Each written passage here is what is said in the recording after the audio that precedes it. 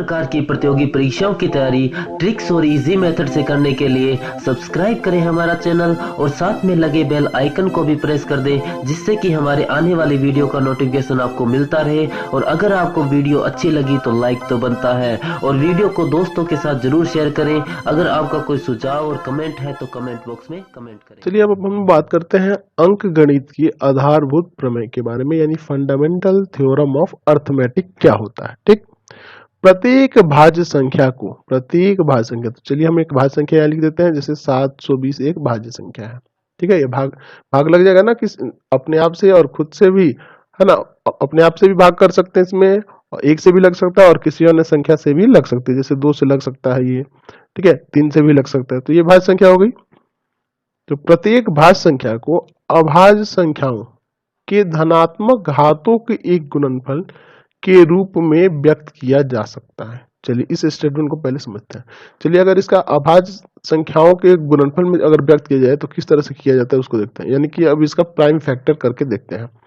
जो अभी करने जा रहे हैं इसको अभाज्य गुणनखंड कहा जाता है। चलिए 2 से काटते हैं 360, 2 से काटते हैं 180, 2 से 90, 2 से 45, फिर 3 से जाएगा ना, 3 से ले जाएंगे तो 15, फिर 3 से ले जाएंगे तो 5, यानी कि 720 इक्वल टू आ गया 2 into 2 into 2 into 2 into 3 into 3 into 5, ये निकला ना। तो वही कह रहा है कि प्रत्येक भाज्य संख्या को अभाज्य संख्याओं, ये सब 2, 3 और 5 अभाज्य संख्या है ना, कि धनात्मक घातों, अब ये धनात्मक घात कहने का मतलब क्या है, जैसे इसको देखिए करिएगा तो ये 2 का पावर 4 हो जाएगा, 3 का स्क्वायर इंटू 5, देखिए सबका पावर है ना कुछ धनात्मक घात के रूप में, कि एक गुणनखंड के रूप में, है ना, गुणनफल के रूप में व्यक्त किया जा सकता है। तो देखिए एक गुणनफल के रूप में ये व्यक्त किया गया कि नहीं। तो वही कह रहा है कि प्रत्येक भाज्य संख्या को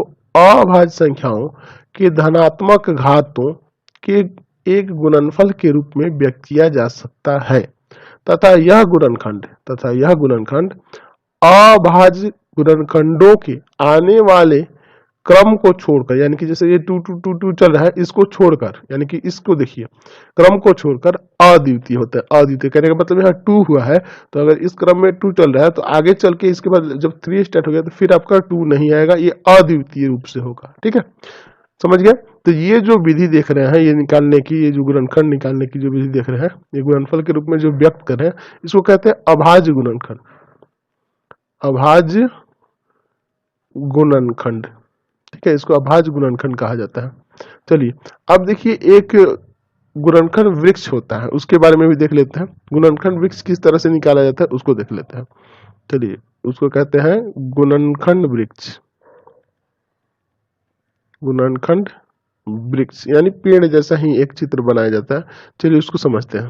तो चलिए एक उदाहरण से देखते हैं गुणनखंड वृक्ष के बारे में। जैसे मान लीजिए आपके पास 720 था, उसी को लेकर चलते हैं। सबसे पहले देखेंगे जैसे ये किससे कटने वाला है, किस अभाज्य संख्या से। तो सबसे पहले 2 से कट रहा है, 2 यहाँ लिखेंगे, और कट के जो आएगा उसको यहाँ लिखेंगे, यानी 360। फिर यहाँ 2 से ले जाएंगे, 2 से ले जाएंगे, जो कट के आएगा वो यहाँ लिखेंगे 180। फिर अब इसको कितना से ले जाएंगे, 2 से ले जा सकते हैं, 2 से ले जाएंगे और जो कट के आएगा वो यहाँ लिखेंगे 90। फिर इसको 2 से ले जा सकते हैं, 2 से ले जाएंगे आएगा 45, तो फिर इसको यहाँ लिखेंगे 45। फिर अब ये किससे जाएगा, तो ये फिर अब जाएगा 3 से, 3 यहाँ लिखेंगे और यहाँ लिख देंगे 15। फिर ये 3 से जाएगा, यहाँ लिखेंगे 3 और इसको क्या लिख देंगे 5। तो ये जो देख रहे हैं ये ट्री डायग्राम है ना, यानी कि गुणनखंड वृक्ष द्वारा ये गुणनखंड ज्ञात किया गया है। तो यहाँ जो देख रहे हैं 720 बराबर, देखिए किस कैसे लिखेंगे, तो इधर वाली जो होंगी ना संख्या ये सारी लिख देंगे एक साथ गुना के रूप में, यानी 2 गुना 2 गुना 2 गुना 2, है ना, इंटू 3 इंटू 3 इंटू 5। समझ गए, यानी ये भी वही आ गया, 2 का पावर 4, 3 का स्क्वायर और इंटू 5 का पावर 1 यानी 5। तो ये हो गया गुणनखंड वृक्ष। फिर आगे हम लोग बात करते हैं एलसीएम एचसीएफ निकालने की और विधि के बारे में, यानी एचसीएफ और एलसीएम और कौन कौन सी विधि से हम लोग निकाल सकते हैं। तो जैसे अभी आप अभाज्य गुणनखंड समझे थे, अभाज्य गुणनखंड विधि द्वारा किस तरह से निकाला जाता है उसके बारे में चर्चा करते हैं। मान लीजिए एक संख्या है 72 और दूसरी संख्या है आपके पास 100, इनका हमें एचसीएफ और एलसीएम निकालना है। तो सबसे पहले दोनों का अलग अलग प्राइम फैक्टर करेंगे। 2 से ले जाएंगे 36, 2 से ले जाएंगे 18, 2 से ले जाएंगे 9, 3 से ले जाएंगे 3, समझे। उसी तरह 100 का भी कर लेंगे आप। 100 बराबर 100 का हो जाएगा 2 से ले जाएंगे 50, 2 से ले जाएंगे आएगा 25, है ना। चलिए फिर किसके ले जाएंगे 5 से आएगा 5। चलिए यहाँ से 72 बराबर आ गया 2 गुना 2 गुना 2 गुना 3 गुना 3, ठीक है। अब देखिए अब 100 बराबर क्या आया है, तो आया है 2 गुना 2 गुना 5 गुना 5। अब देखिए HCF निकालना होगा ना, तो HCF में क्या किया जाता है कि दोनों में सेम कॉमन देखा जाता है। तो 2 है, फिर यहाँ भी 2 है, और कुछ है क्या सेम पेयर बन रहा है, यही दोनों ना बन रहा है, ये 2 2 का बन रहा है ना 2 पेयर, और कोई बन रहा है नहीं बन रहा है, यानी इसका HCF हो जाएगा 2 2 जा 4। अब देखिए LCM कैसे निकालेंगे, तो LCM निकालने के लिए जो कॉमन हो रहा है उसको तो लिखना ही है, जो उसके बाद जो बच गए उसके अलावे उन सबको लिख देना होगा। यानी ये वाली भी संख्याएं आ जाएंगी और ये वाली भी आ जाएंगी, समझ रहे हैं ना। चलिए अब इसमें जो गुना करके आएगा वही इसका HCF हो जाएगा। तो यहाँ गुना करिएगा तो ये आ जाएगा आपका 1800, ठीक है। तो ये आपका LCM हो जाएगा 1800, समझ गए यहाँ से। अब देखिए दूसरी विधि भी है, उस विधि से भी हम लोग देख लेते हैं, वो भाग विधि कहलाती है। तो भाग विधि द्वारा LCM और HCF देख लेते हैं। चलिए HCF के लिए यहाँ 72 लिख दिए, यहाँ 100 लिख दिया। एक बार में जाएगा 72, यहाँ से घटाइए, क्या घटाएंगे तो आ जाएगा 8, यहाँ 9, 2 आ जाएगा। चलिए यहाँ 72 लिखिए, ठीक है। तो कितना बार मिले जाएंगे, 2 बार मिले जाएंगे। 8 दूना 16 का 6 1, और दूना 4 1 5, यहाँ घटाइए 6, और यहाँ पे क्या आ जाएगा 1, यहाँ से लेंगे ना, इसमें 1 आ जाएगा। चलिए इस 28 को यहाँ लिखेंगे। एक बार मिल जाएंगे 16, घटाएंगे यहाँ पे 16 में से 8 में से 6 गया 2 और 1 12, यहाँ पे लाएंगे 16, एक बार मिल जाएंगे 12, यहाँ घटेगा 4, फिर ये लाएंगे 12, 4 3 12। तो जिसके द्वारा पूरा तरह से शेषफल 0 आ जाएगा वही HCF होता है। तो यहाँ HCF कितना हो जाएगा 4, समझ गए।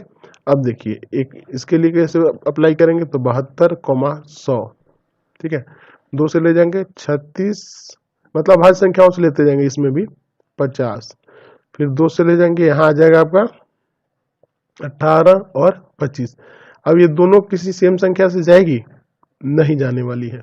3 से भी ये जाएगा तो ये नहीं जाएगा, 4 से नहीं जाएगा दोनों, 2 से भी नहीं जाएगा, किसी से भी अब नहीं जाएगा। तो HCF क्या हो जाएगा यहाँ पे, HCF तो पता चल गया। LCM क्या हो जाएगा आपका, तो 2 गुना 2 गुना 18 गुना 25, गुना कर दीजिए इन सब में, 25 गुना 18 गुना 2 गुना 2, तो ये भी आ जाएगा आपका 1800, समझ गए। तो दोनों विधि क्लियर होगी। अब इससे रिलेटेड कुछ फॉर्मूले हैं, उनको देख लेते हैं।